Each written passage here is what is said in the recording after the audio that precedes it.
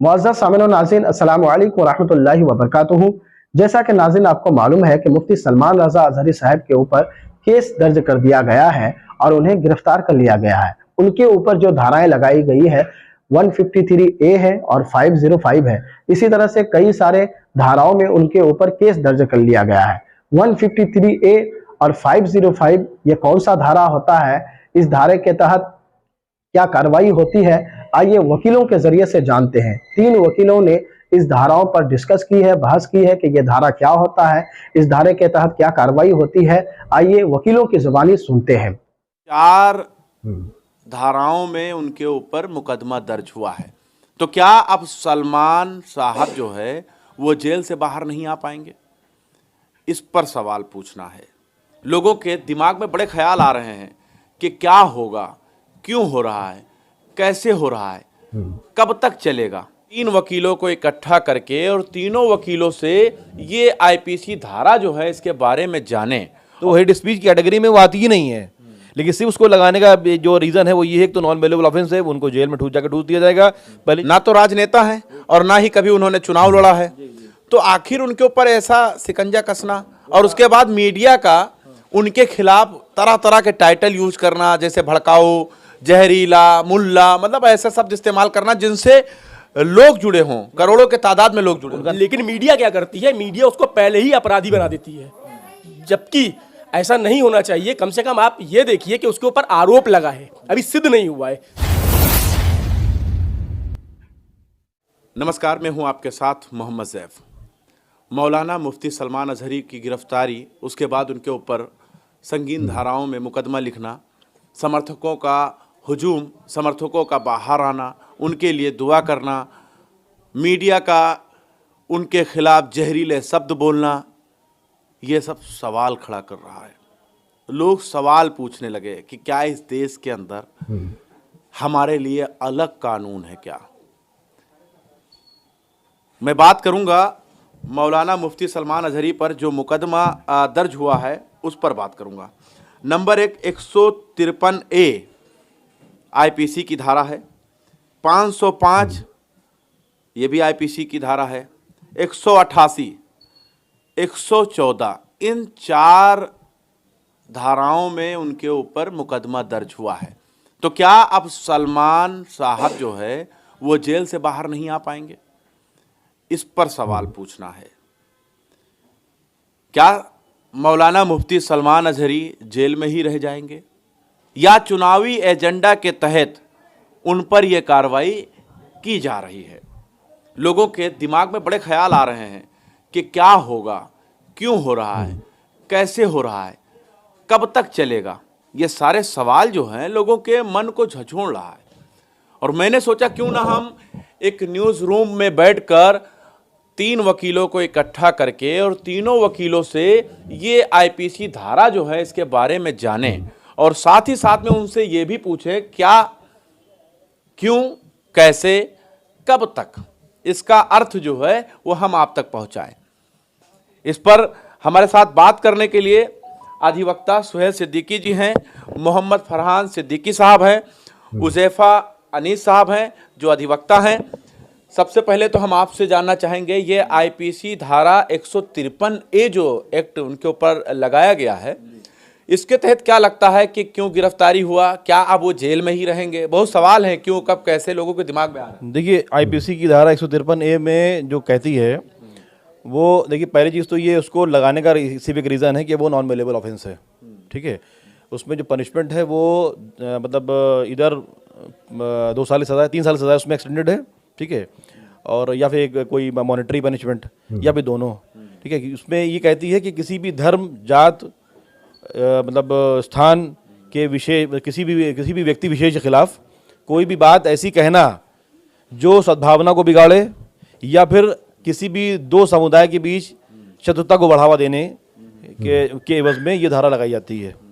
ठीक है ना, और इसमें मतलब जो है वो ये नॉन बेलेबल ऑफेंस है। तो क्या उनके जो बयान है वो बयान से ये धारा सही साबित हुआ? नहीं, बिल्कुल नहीं। उन्हीं ने किसी चीज़ का, यही तो बता रहा हूँ, ना किसी धर्म का उन्हीं नाम लिया, ना किसी उन्हीं ने जो है वो भाषा को गलत कहा उन्हीं ने, ना किसी व्यक्ति विशेष के बारे में कहा, ना किसी समुदाय के बारे में कहा, नहीं कुछ तो कहा ही नहीं उन्होंने, तो वो हेट स्पीच की कैटेगरी में वो आती ही नहीं है। लेकिन सिर्फ उसको लगाने का जो रीज़न है वो ये है कि तो नॉन बेलेबल ऑफेंस है, उनको जेल में जाकर ठूस दिया जाएगा, पहली चीज़। दूसरी चीज़ ये कि फिर मैं वही बात कहूँगा, वो एक ईंधन है जो पॉलिटिकली जो है बीजेपी को फायदा पहुँचाएगा। ना वो राजनेता हैं, ना तो राजनेता हैं और ना ही कभी उन्होंने चुनाव लड़ा है, तो आखिर उनके ऊपर ऐसा शिकंजा कसना और उसके बाद मीडिया का उनके खिलाफ तरह तरह के टाइटल यूज करना, जैसे भड़काऊ, जहरीला, मुल्ला, मतलब ऐसे शब्द इस्तेमाल करना जिनसे लोग जुड़े हों, करोड़ों के तादाद में लोग जुड़े। उनका नाम आपने नहीं सुना क्या? पूरा क्या है उनका नाम? है मुफ्ती सलमान अजहरी साहब। बस यही उनका एक अपराध है। उनका अपराध यही कि उनका नाम मुफ्ती सलमान अजहरी साहब अपराध है, यही नाम, उनका नाम जो है यही अपराध है उनके लिए। आप वकील हैं तो थोड़ा सोच समझ के इस बात नहीं कोई बस सोच, देखिए हम वकील हैं, हमारा तो काम ही हमारा ही है कि आम जनता में जाके सुधार करना, जो जनता, जो आम जनमानस जो पीड़ित हैं उनको जाके न्याय दिलाना, ये हमारा काम ही है। तो हम तो जो सच होगा, जो सामने देखेंगे वही बोलेंगे। तो ये कार्रवाई जो की जा रही है बिल्कुल गलत है। ये एटीएस ने जो गिरफ्तार किया गलत है। नहीं, एटीएस हो, एसटीएफ हो, कोई भी हो, ये कार्रवाई गलत है। ये गलत है, कार्रवाई गलत है। ये कार्रवाई होनी चाहिए क्योंकि उन्होंने उनके जो स्पीचेस में जो कंटेंट थे, वो कंटेंट में ऐसा कुछ है ही नहीं जो हेट स्पीच को अट्रैक्ट करे। कोर्ट में चलेगा ये केस? कोर्ट में चलेगा। अब देखिए, अब न्याय की जो प्रक्रिया है वो न्यायालय में चलेगी। अब जो होना था वो तो न्यायालय तक पहुंच पाता है केस कोई? अगर पहले ही जजमेंट आ जाता है मीडिया द्वारा। जजमेंट भाई मीडिया ट्रायल चल रहा है, ये तो मीडिया ट्रायल है। मीडिया सब कुछ तो कह ही दिया कि वो हेट स्पीच है, वो मुल्ले हैं, वो ये है, वो है, सब तो मीडिया तो कह रही है ना। ये 3 दिन से मीडिया चिल्ला रही है इसी बात को। अभी अच्छा 30 दिन तक और चिल्लाएगी मीडिया। 153 पे आपने इतना विस्तार में बता दिया कि लोग कंफ्यूजन में आ जाएंगे। अब यहां पर 505 पर चर्चा करेंगे तो आप सोचेंगे कि ये कौन सी धारा है भाई। 153 पे हम बात कर रहे थे, सोहेल सिद्दीकी से वो बता रहे थे 153 का इतना बड़ा विस्तार कि आप सोचे होंगे कि ये जब 153 इस तरह है तो 505 क्या है, क्योंकि धारा 302 का भी आता है।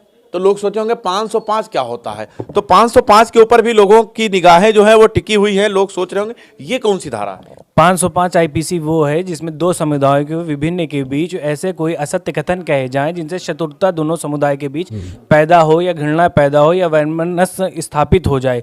लेकिन सलमान अजहरी साहब ने ऐसा कोई बयान नहीं दिया जिससे दो समुदाय के बीच में कोई दंगा फसाद लड़ाई झगड़ा या उनके द्वारा किसी विशेष समुदाय का नाम लेके उसको संबोधित किया गया और कुछ नहीं किया गया। तो 505 आईपीसी का सेक्शन उन पे नहीं बनता। लेकिन 505 आईपीसी गैर जमानती संज्ञा भाई क्या रसूल अल्लाह बोले थे ना एंडिंग में, लब्बैक रसूल अल्लाह एक धार्मिक नारा है, उन्होंने अपना भाषण खत्म करते टाइम आखिरी में किया लब्बैक या रसूल अल्लाह। तो ये तो एक धार्मिक नारा हुआ, लेकिन हमने किसी विशेष समुदाय को तो घोषित नहीं किया कि हम तुम्हारे लिए ये करेंगे या कुछ। तो 505 का कोई अपराध नहीं। यहाँ पे उनके द्वारा कोई असत्य कथन नहीं कहा गया, किसी भी विशेष समुदाय को निशाना नहीं बनाया गया। उसने लेकिन गिरफ्तार कर लिया है तो जाहिर सी बात है इतनी बड़ी धारा होगी तभी तो उनको गिरफ्तार किया। आप लोग तो ऐसे छोटे छोटे धारा बता रहे जैसे लग रहा है कि उन्होंने कोई अपराध ही नहीं किया हो। अरे तो ये तो मीडिया बता रही है ना, अपराध अगर हुआ है तो आप लाइए। देखिए आप मीडिया हैं, अगर आप ही सत्य का साथ छोड़ देंगे तो कुछ नहीं होगा। आप मीडिया का ट्रायल चल रहा है, मीडिया तो सब कुछ बताती चली आ रही है। तो न्यायालय किस लिए बना है? न्यायालय में प्रक्रिया है। न्यायालय आप साबित नहीं कर, अगर अपराध हुआ है तो उसको साबित करने के लिए न्यायालय है, न्यायालय साबित करेगा, पुलिस विवेचना करेगी। लेकिन मीडिया पहले ही अपराधी घोषित करे दे। ये कहाँ का न्याय हुआ? अभी लाखों लोग होते हैं जिनको कुछ नहीं होता, वो बेचारे जेल में है, सड़ रहे, बाद में उनको बाइज्जत बरी कर दिया जाता है। तो उनको साथ जो मानसिक प्रताड़ना होती है उसको कौन देखेगा? तो आप ही हैं जो सत्य का साथ देंगे। अगर मीडिया ही गलत साबित करेगी तो कैसे? जहरीला, मुल्ला, पता नहीं क्या क्या शब्द बोल रहे हैं। सिर्फ एक मुसलमान विशेष समुदाय को निशाना बनाने के लिए, अपने टीआरपी हाई करने के लिए है, बाकी कुछ नहीं। बाकी कुछ नहीं नजर आ रहा आपको। देखिए 505 की जो धारा है वो भी धाराशाही हो गया। साफ कहना है कि देखिए ये दो धारा आपने समझ लिया होगा, 153A 505। लेकिन एक चीज और हम जरूर कहना चाहते हैं कि हैदराबाद के एक कद्दावर नेता हैं, भारतीय जनता पार्टी में हैं, उनका नाम टी राजा है। भद्दी भद्दी गालियां देते हैं, लेकिन उनके लिए मीडिया द्वारा कोई भी ऐसा खबर नहीं चलाया जाता। ना तो उनको हेट स्पीच में शामिल किया जाता है, ना तो उनको भड़काऊ में शामिल किया जाता है। लेकिन अगर जो नेता नहीं हैं वो बोल देते हैं तो उनके ऊपर कार्रवाई हो जाता है। अब हम समझने की कोशिश ये करेंगे कि धारा 114 के तहत जो मुकदमा दर्ज हुआ है इससे क्या होगा, क्यों होगा, इस पर बात करने के लिए फरहान साहब क्या कहेंगे? देखिए धारा 114, अब एटीएस ने अगर गिरफ्तार की है तो आपको क्या लगता है कि धारा 114 कितनी बड़ी होगी? भाई कम से कम आजीवन कारावास होना चाहिए उसमें, या फिर उसमें पनिशमेंट जो होना चाहिए वो डेथ पनिशमेंट होना चाहिए। लेकिन 114 क्या है? 114 बहुत हल्की धारा है जिसमें एक्सटेंडेड टू 3 इयर्स। ठीक, मुझे तो यही मालूम चलता है कि एटीएस अगर गिरफ्तार करती है तो भाई बहुत संगीन धारा होगी।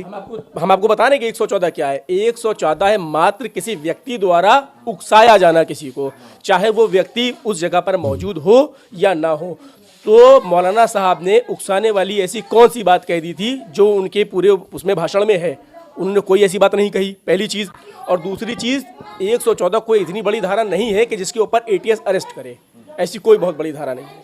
लेकिन गिरफ्तार किया है ना। अब अगर गिरफ्तार, हम तो ये कहते हैं कि मीडिया जिस हिसाब से ट्रायल चला रही है, कोर्ट्स में लगा देने चाहिए ताले और मीडिया ही ट्रायल करे। भाई यहाँ तो एफटीसी का प्रोविजन है, भाई 1 हफ्ते के बाद डेट लगती है, फिर हर हफ्ते डेट लगती है एफटीसी में। ठीक, उसमें ये दिया जाता है कि जो भी अभियुक्त है उसको जल्द से जल्द पनिशमेंट दे दिया जाए। लेकिन हम तो ये कहते हैं कि इसमें भी ताला लगा करके मीडिया को ही ट्रायल दे देना चाहिए। सुबह आएगी न्यूज़ और रात तक उसको अरेस्ट करके जेल वेल भेज करके उसको सजा सुना दी जाएगी। बेहतर तरीका ये है कि मीडिया को ही ट्रायल दे देना चाहिए और जो न्यायालय है, न्यायालय में ताला लगा देना चाहिए हमारे हिसाब से। मतलब ताला लग जाना चाहिए। ताला लग जाना चाहिए, भाई मीडिया ही